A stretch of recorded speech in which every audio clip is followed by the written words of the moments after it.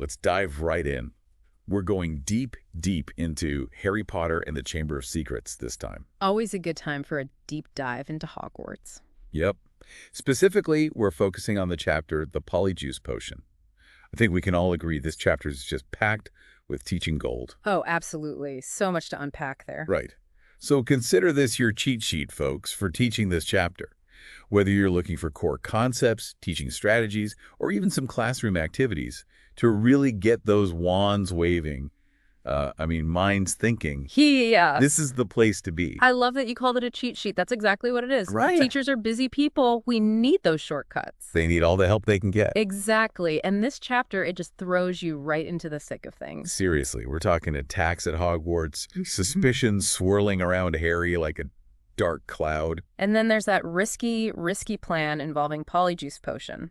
Talk about a recipe for disaster, right? Oh, yeah. Or maybe a recipe for uncovering the truth. Ooh, good point. See, that's why we have you here. Now, for those who might need a quick refresher, the trio is convinced that Malfoy is behind these attacks, so. They hatch this wild plan to brew Polyjuice Potion, no less. Talk about ambitious. And they want to transform into Crabbe and Goyle to get close to him, right? Exactly. It's like something straight out of a spy movie, except with cauldrons and magic wands instead of gadgets. Exactly. Honestly, leave it to Hermione, right? Yeah. She's the brains of the operation, as always. Not only does she manage to brew this incredibly complex potion, But she also comes up with this ingenious plan to get the necessary ingredients. Sneaking a sleeping draft into those cupcakes for the girls' dormitory. Brilliant. it really is. And I think this is a perfect moment for teachers to pause and have discussion with their students about strategic thinking and problem solving. Absolutely. Like, how often do we encounter situations where we need to think outside the box? This chapter is like a master class in resourcefulness and planning. Yeah, Hermione, she's like the ultimate role model for that, right? Yeah. Oh, for sure. Even when things get a little hairy, she always has a plan. Literally Harry in this case. Right? Oh, yeah. We can't forget that little detail. It's hilarious, but it's also such a good lesson for anyone attempting magical feats. Right. Like, even a tiny mistake can have some pretty wild consequences. Okay, so back to the transformations. Harry and Ron, they absolutely nail it, right? Perfectly. They become Crabbe and Goyle. Down to the last detail. It's like walking in someone else's shoes, but in the most literal sense possible. And there's this part that always cracks me up. Oh, tell me you're thinking about Ron's reaction to Goyle thinking. Yes, it's just priceless. Yeah. Like, he's completely bewildered by the idea that Goyle could actually have thoughts in his head. It's such a classic Ron moment, isn't it? And it really highlights the difference in personalities, even within Slytherin. Oh, yeah. It reminds us that no house is a monolith.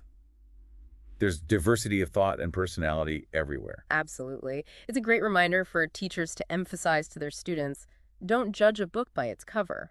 Exactly. But of course, as you mentioned earlier, things don't go quite as smoothly for Hermione, right? No, that cat hair. A classic mix-up with some unexpected consequences. And I just have to say, that scene is pure comedy gold. You can't help but laugh, but it also serves as this perfect lesson about following instructions. Oh yeah, attention to detail. It matters. Whether you're in a potions class or just navigating everyday life. Totally.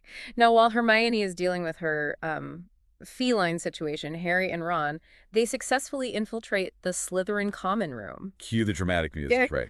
We finally get to see what it's like inside the lion's den. Or should we say the serpent's lair? It's described as this dimly lit, dungeon-like space, which is just perfect for adding to this sense of intrigue and secrecy. Oh, absolutely. You can feel the tension building. And finally, they manage to get Malfoy talking. Right. And while he insists he's not behind the attacks. Which, come on, we all knew that wasn't going to be the big reveal. Oh, yeah, right. But what he does reveal is his deeply ingrained prejudice against Muggleborns. Ugh, yes. That moment when he uses the word mudblood is just chilling, even on a reread. It's like a punch to the gut. It really is. And for teachers, this is such a crucial moment to pause and have a serious discussion with their students about prejudice, discrimination, and the power of words. Totally. This chapter provides a real opportunity to delve into those issues using Malfoy as this, well, not so great example. Right. He's a product of his upbringing, his family's beliefs, but it's also a chance to examine why that kind of thinking is harmful. It's about unpacking those complex layers, getting students to think critically about where prejudice comes from and how it impacts individuals. And the impact on society as a whole. Absolutely. It's not just a Wizarding World problem, right? Oh, no, not at all. These are real-world issues that need to be addressed, and literature can be such a powerful tool for starting those conversations. Definitely. Now, while this whole prejudice conversation is happening, Malfoy also lets slip something else. Ah, yes. The mention of a secret chamber beneath his family's drawing room. Intriguing. He talks about an incident 50 years prior when the chamber was last opened and a Muggle-born student was killed. It adds a whole other layer to the current situation. Right. This historical context suddenly makes the stakes so much higher. It goes from like schoolyard rivalry to something far more sinister and dangerous. And it emphasizes that the current events aren't isolated incidents. They're connected to a much darker history. It's like this echo of the past that's reverberating in the present. And it's something that teachers can really dive into with their students. How does the weight of history influence the characters' choices and actions? How can understanding the past help us navigate the present? Yeah. And that connection between past, present, and future is something that Rowling weaves throughout the entire series. It's not just fantasy. It's a reflection of our own world and how history continues to shape us. Now, before we wrap up this part of our deep dives, there's another detail in this chapter that I think ties in nicely with the theme of prejudice. You're talking about the newspaper clipping, right? The one about Arthur Weasley's mishap with the enchanted car. Exactly. Remember, Arthur gets fined for bewitching a Muggle car. And it's Lucius Malfoy, Draco's father, who publicly calls for Arthur's resignation. Talk about adding fuel to the fire. Seriously. And it really highlights this underlying prejudice within the wizarding world that extends beyond just blood purity. It's about class and social standing as well. It shows that prejudice can manifest in so many different ways. Absolutely. And it's a fantastic opportunity for teachers to discuss with their students the various forms prejudice can take. It's not always blatant. Sometimes it's subtle and embedded in social structures. It's important to be able to recognize those subtle forms too, because they can be just as harmful in the long run. Yeah, totally. And this brings us back to the heart of the Polyjuice Potion chapter. We've got this daring plan, this risky transformation, and this glimpse into the deep-seated prejudices that fuel the conflict. But even with all of this happening, there's another layer that's crucial for teachers to understand: the characters themselves. Oh, definitely. This chapter is like a gold mine for character development.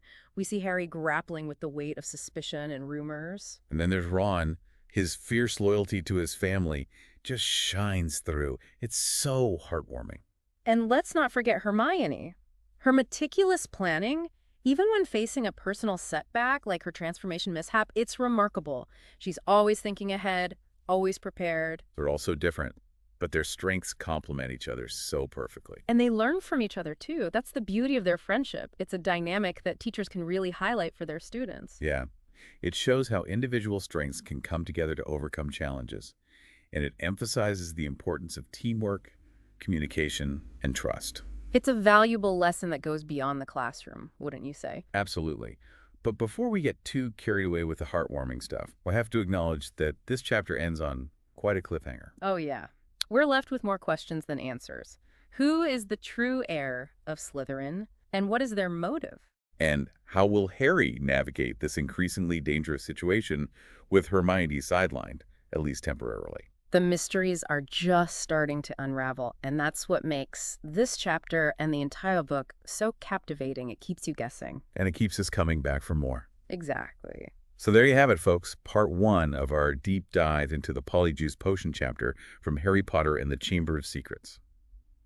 We've explored the trio's daring plan, delved into the complexities of prejudice, and uncovered those little nuggets of character development that will continue to blossom throughout the series.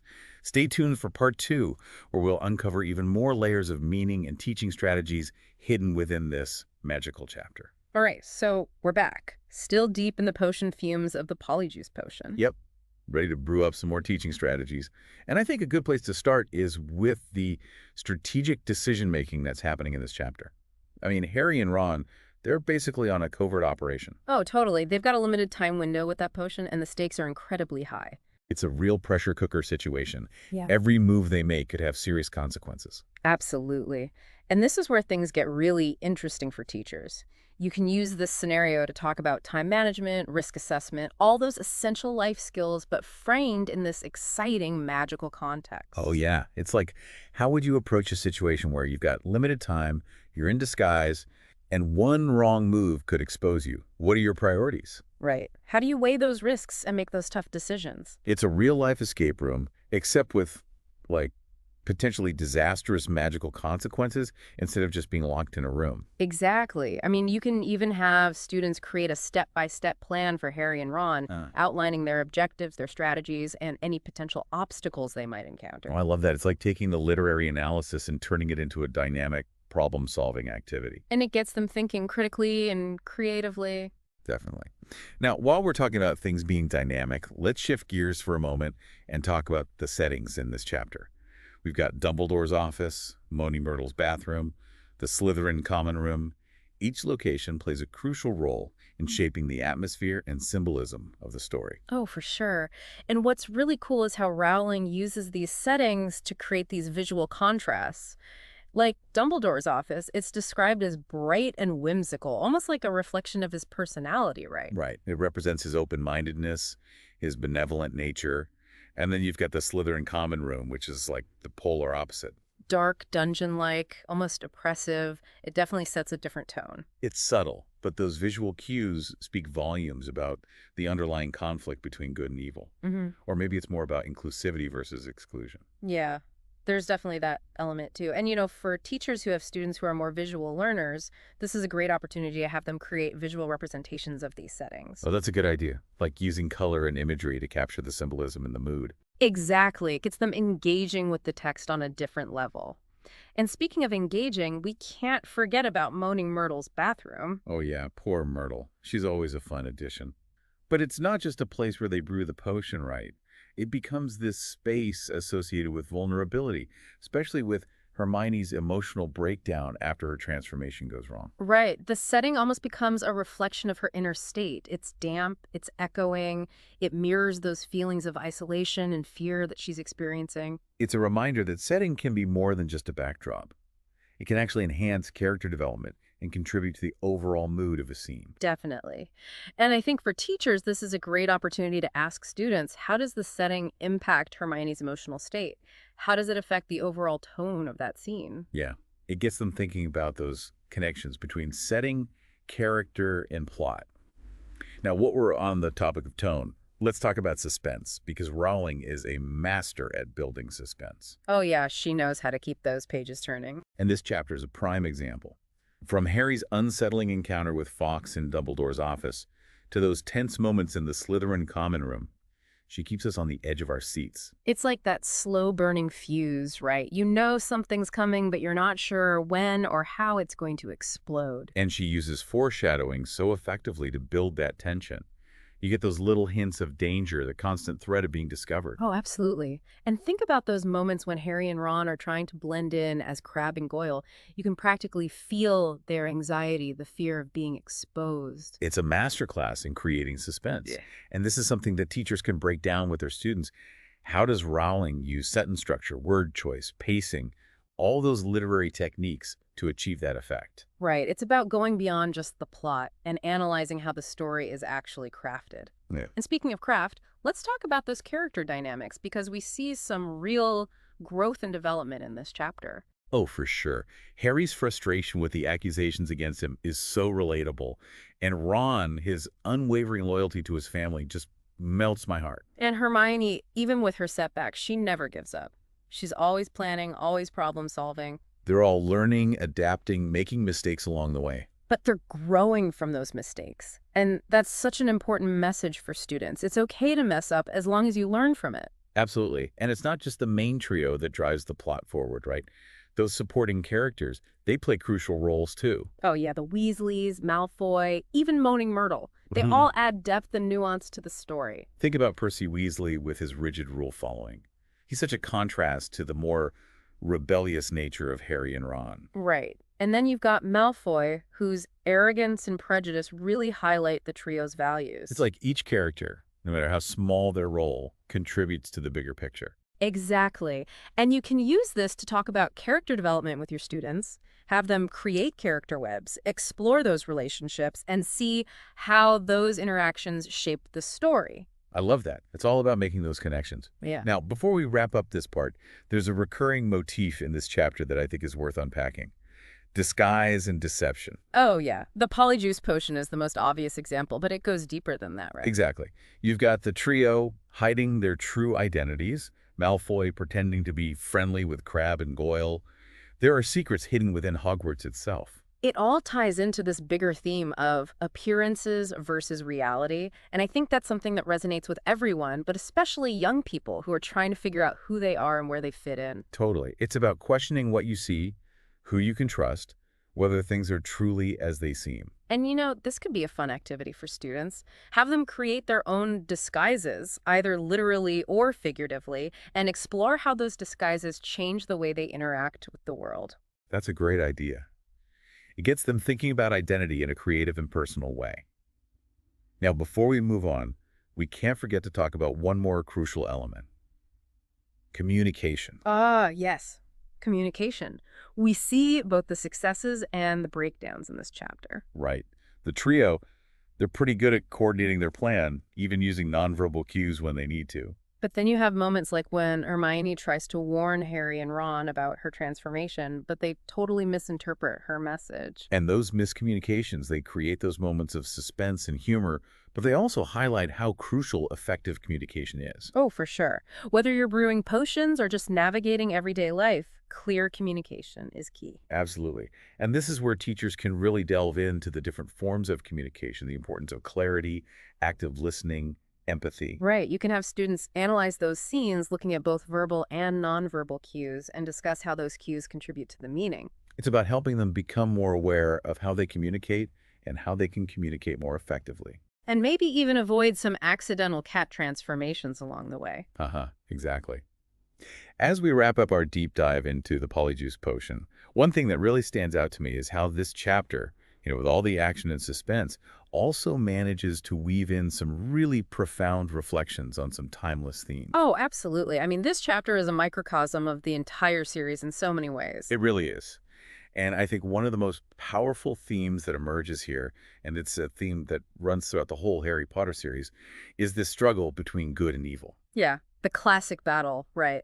But what's so interesting is that Rowling doesn't present it in a simplistic way, like those old fairy tales where you have purely good characters versus purely evil characters. There's so much more nuance than that. Like, in this chapter, it's not about epic battles between wizards with glowing wands or anything. Right. It's much more subtle, much more realistic. We see the struggle playing out in the everyday interactions between characters, the moral dilemmas they face, the choices they make.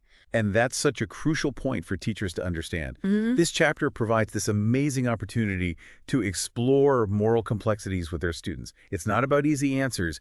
It's about those gray areas. Exactly. Like, are characters purely good or evil? Or do they exist somewhere on a spectrum? How do their choices reflect their values? These are the kinds of questions that really get students thinking critically. Absolutely. And while we're exploring those complexities, let's not forget about the symbolism woven throughout the chapter. Yeah. I mean, symbolism is everywhere in this book, right? Oh, yeah. Rowling loves her symbols. And they add so much depth and meaning to the story. One symbol that always jumps out at me in this chapter is Fox, Dumbledore's phoenix. I mean, his death and rebirth, it's so symbolic, right? Absolutely. It represents renewal, resilience, the triumph of hope over despair, and the fact that his tears have healing powers, it adds another layer to that symbolism. Yeah, it's like this visual metaphor for the power of healing, both physically and emotionally.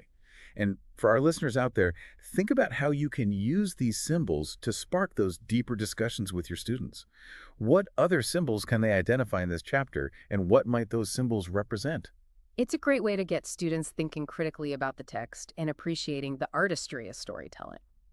And speaking of artistry, one thing Rowling does so masterfully in this chapter is building suspense. Oh yeah, she's the queen of cliffhangers.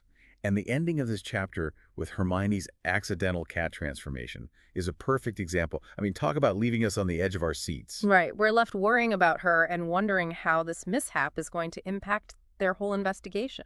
And it's not just the physical transformation that's so impactful. It's her emotional distress as well. Like, she's not just worried about looking like a cat.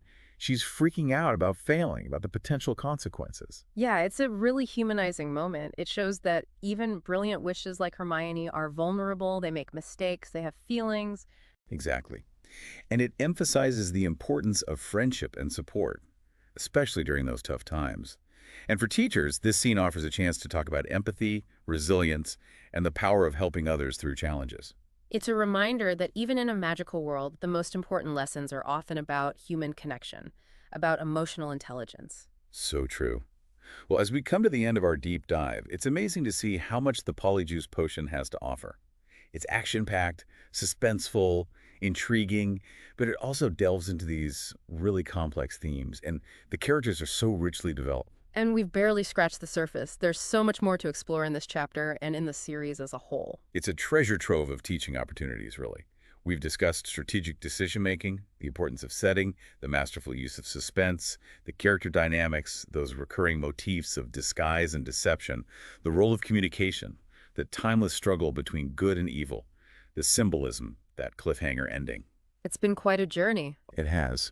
And most importantly, we've hopefully equipped you, our listeners, with a toolbox full of ideas to bring this chapter to life in your classrooms. Because teaching literature is about more than just summarizing the plot, right? Oh, absolutely. It's about sparking curiosity, encouraging those critical thinking skills, and empowering students to become lifelong readers and learners. That's what it's all about. So as you head back to your classrooms ready to tackle the Polyjuice Potion, remember to keep exploring, keep questioning, and keep sharing the magic of literature with your students. We'll see you on our next deep dive.